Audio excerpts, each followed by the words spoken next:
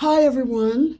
Over the past few weeks, many have asked me how the conflict in the Middle East is affecting the Dubai property market. And so, what I've done today is brought on the founder of Global Opportunities Real Estate in Dubai, Ayman Mokhtar. So, I brought him on to explain exactly what is going on because he is on the ground there and can give us very accurate information. So, Eamon, thank you today for joining us. So, let's start with the question that everybody is asking.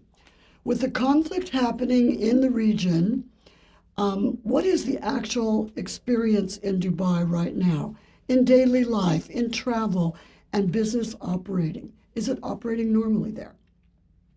Thank you so much, Shirley Smith. This is Am Mukhtar from Dubai, UAE, and joining you guys for a great virtual podcast. Now, with regard to the first question, I would say simply put, we are on alert and we are safe. Yes, we have a major geopolitical situation happening across the region. And as you all have experienced the news and the social media over the past 12 nights, but thanks to the leadership in this country and the confidence in the Ministry of Interiors and the air defense of the country, we are safe and we are living our normal day to day life activities, which means we are going to work, we go to schools, we go to universities, to our business centers and offices, and do our normal day to day activities just like any other day in Dubai and the United Arab Emirates before this geopolitical situation.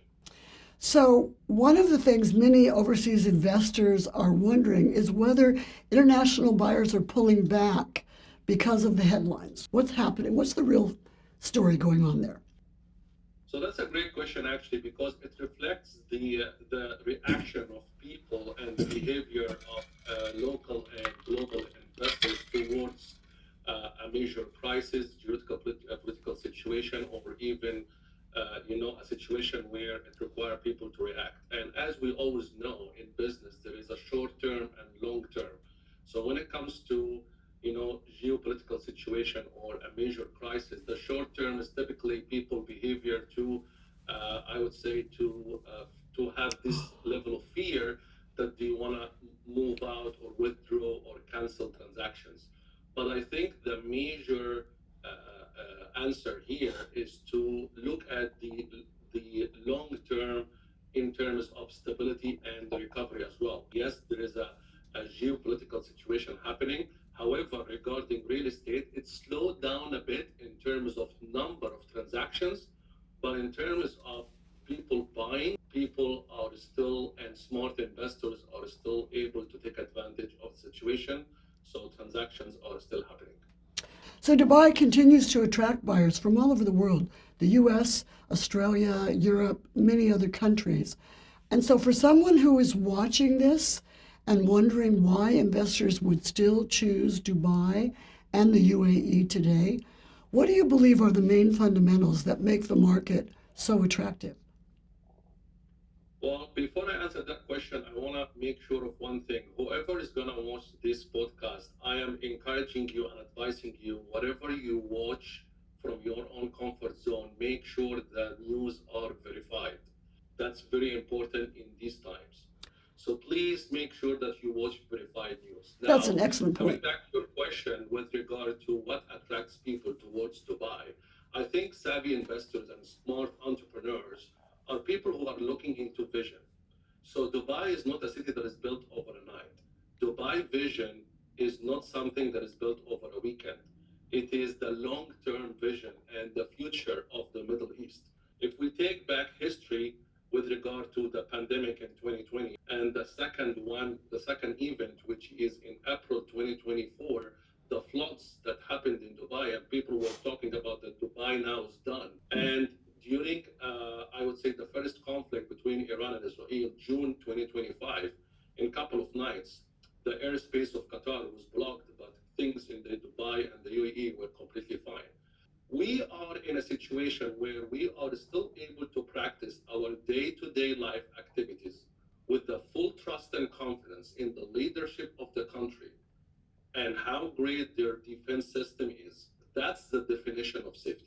Yeah, that's a very good point. So specifically, can you explain how Dubai has remained such a secure and stable global hub for business tourism and for real estate investment in the midst of all the things that you just described, from floods to breakouts in June to the recent conflict?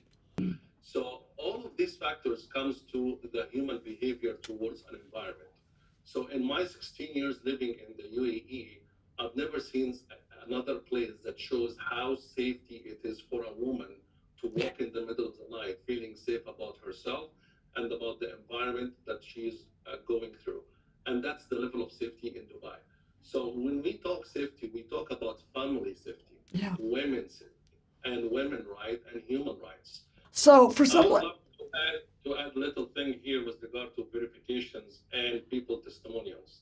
Over the past 2 nights, the USA has sent an evacuation airplane yes, to help American citizens in the UAE to evacuate the area. yes, And plane left empty. Think about it. I The know. plane left empty. Why? Because eventually people and Americans living in Dubai decided to stay in Dubai, in the UAE. This is the level of confidence and the level of communication level that we have as a resident and a citizen and the government, and the trust that we have in our government and leadership of the city and the country, that we are able to practice our day-to-day life activities without the fear of what's happening in the airspace. So much so that Americans rejected to go back home to their home country and stays in Dubai. Yes, I've talked to people over there, and I've heard that it's the biggest expat community in the world, which is part of what I love.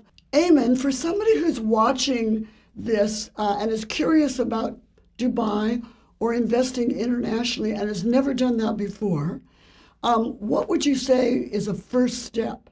What's the best way to explore the market with safety and intelligently?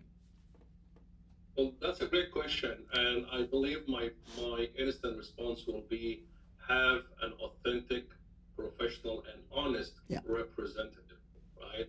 So when you have an authentic representation in Dubai that is primarily focused on one element, fulfilling your objectives. So what we do here in Global Opportunities is building a sales rapport, meaning establish a relationship with the client in a step-by-step scope of work in a way to understand their financial goals, financial commitment, and the purchase objectives. Because at the end of the day, like I said, it is not about the transaction, it's No. about fulfilling the client objectives. And that's the best way to have repeated business into your business. So it's really looking at people's opportunities and what they're wanting to do and showing and having somebody on the ground that you trust that knows everything and walks you through. If anyone out there that's watching this would like to learn more about the Dubai and the UAE real estate market and any opportunities that might be right for you, have a conversation with myself, with Eamon. We can talk to you and find out if this is actually a good move for you, and we welcome that at any time. Anything that you would like to say to the people to close, Eamon? Well, thank you so much for a great opportunity. I think this is the time where we need to step up. And for people who understand investment, this is the opportunity. This is where you leverage the opportunity to make an investment, and from it you make profits than any other time. And eventually, if your mindset is established in a way that you are open for investment opportunities, then believe me, when the situation is just like that, this is your opportunity to make the call and make the decision. So with that, I will leave you to Shirley and her teams and our 30 business partners across states within the USA. This is our way to show you that we are here to help you. We are here to be with you along the way throughout the whole journey. And if you need to know more, reach out. Thank you. Thank you so much, Eamon, for meeting with us today. It's very late over there tonight, I know in your hours. So, and happy Ramadan to you as well. Ramadan Mubarak. Yeah. Thank you, guys. Bye. See ya.